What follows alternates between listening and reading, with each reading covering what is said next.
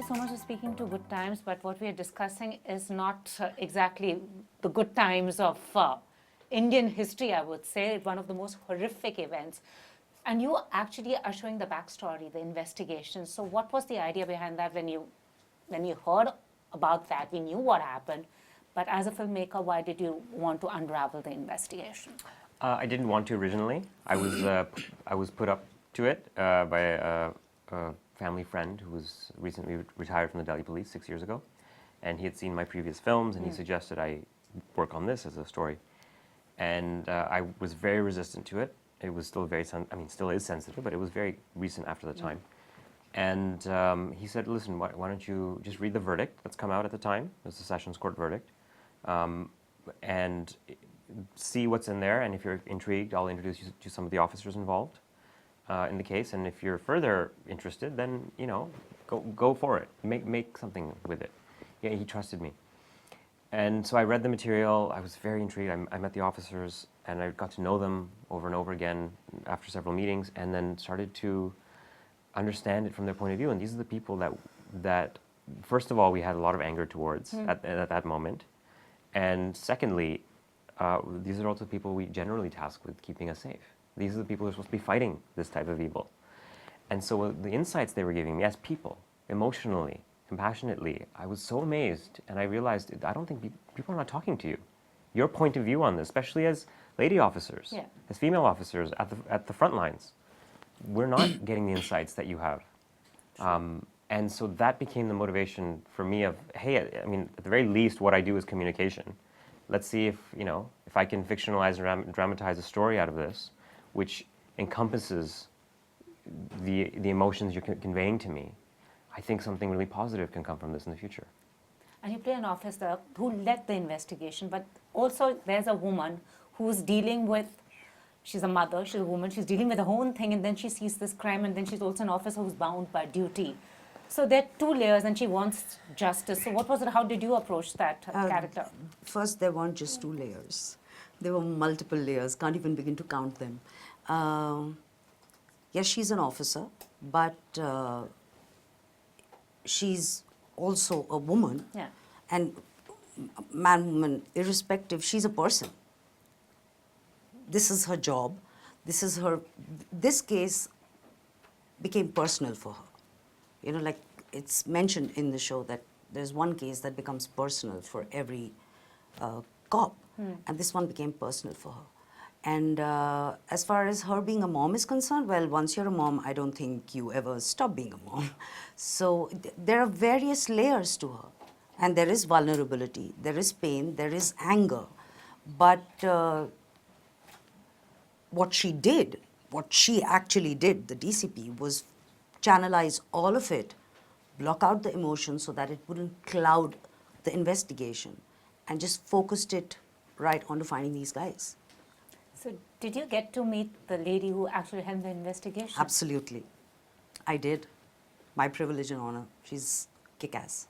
So as an actor, as someone who's meeting the person, so what did you as an actor also bring? Because an actor also adds her own, interpretation. Well, that's a very long answer. Okay, why don't you answer this question? What did the actor bring to the table? I don't know what you brought. You just brought it, and it was amazing. There you have it. And there you were. You can't imitate. Yeah. I mean, that's not what the point was. You know, there was information, there was research, there was this person and the way she thought. But I was not there every minute to see how she reacted. So it had to go with instinct, impulse, his, mine, and it just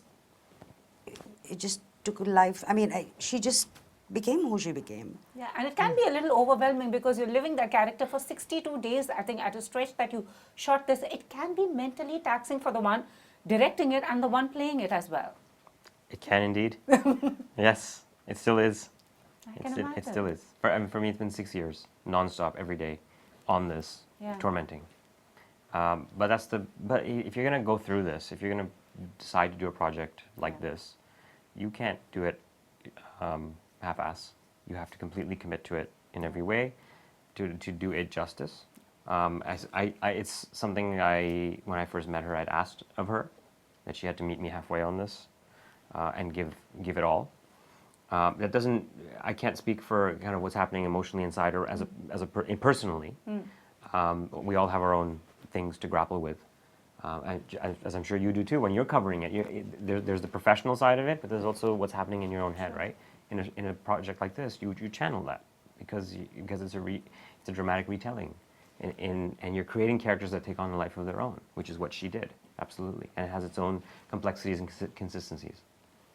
Was it like acting for you also? Because we've seen you on films, and now this platform where you're living that character for a longer stretch, because the movie is like done, wrapped up, and here is like 9 hours, and you have like 62 days. So what is that like for an actor? I'm glad you asked this question because it's not easy to sustain 8 hours of being the character.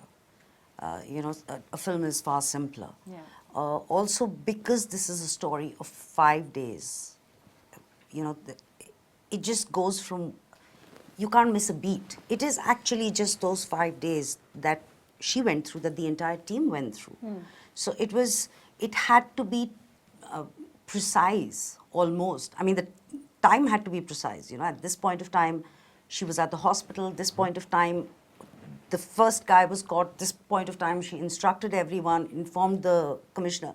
So it's like it had to work in a certain way. Yeah. So in a way, that was easier because the material is so dense and so what do you call it?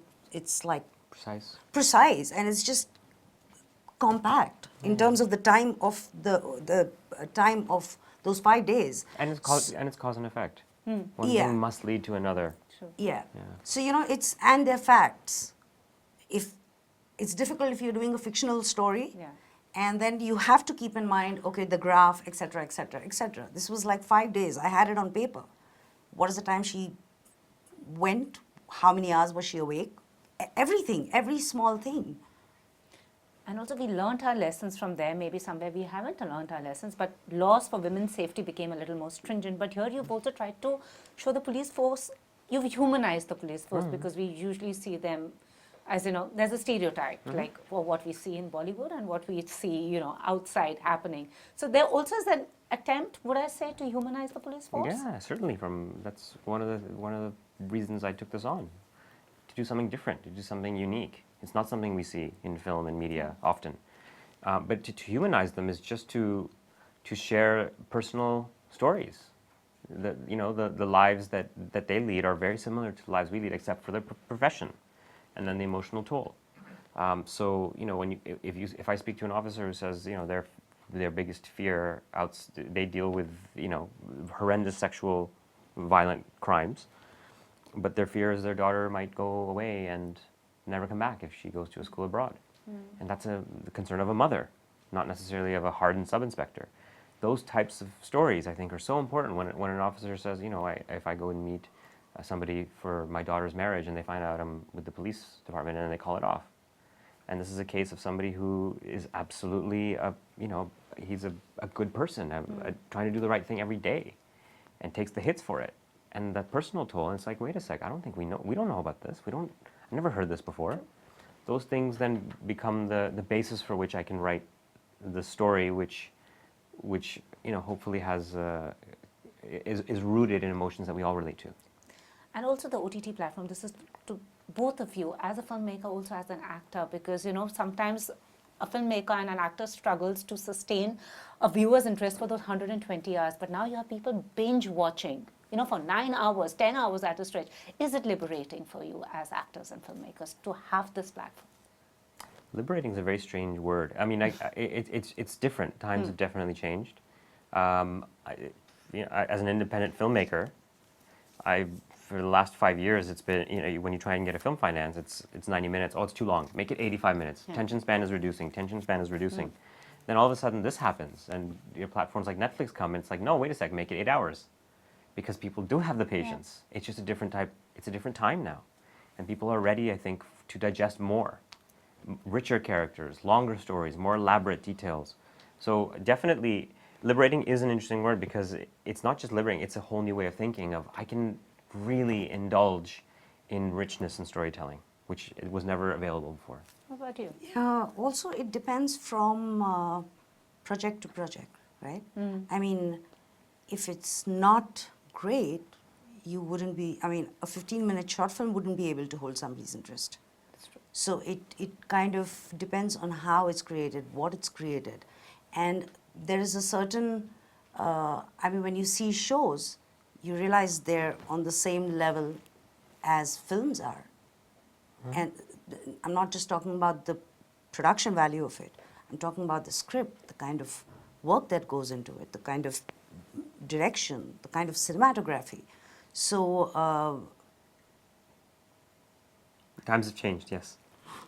And interesting roles for women also coming up now, because the broader spectrum, and you've suddenly the characters you could not see on film, now you're seeing on these platforms. yeah, because they're stories of characters, not just, and they're not restricted to age or not limited to the branding that has been given to women or even men, let's say, over the years in films.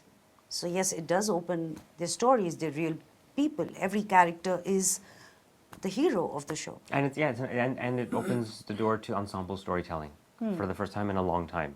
That you don't just have necessarily one protagonist. It's about 10 characters. I mean, in that way, it's more like, it can be like literature. True. Your plots and subplots, and Yeah, everyone's yeah. a hero in there. And they're Yeah. as important. Sure. Yeah. And thank you so much, and thank you for bringing Delhi Crime to us. And I just hope people do revisit it, because every day we do learn from our past. Thank you so much, and all the very best. Thank you. Thank you. Thank you.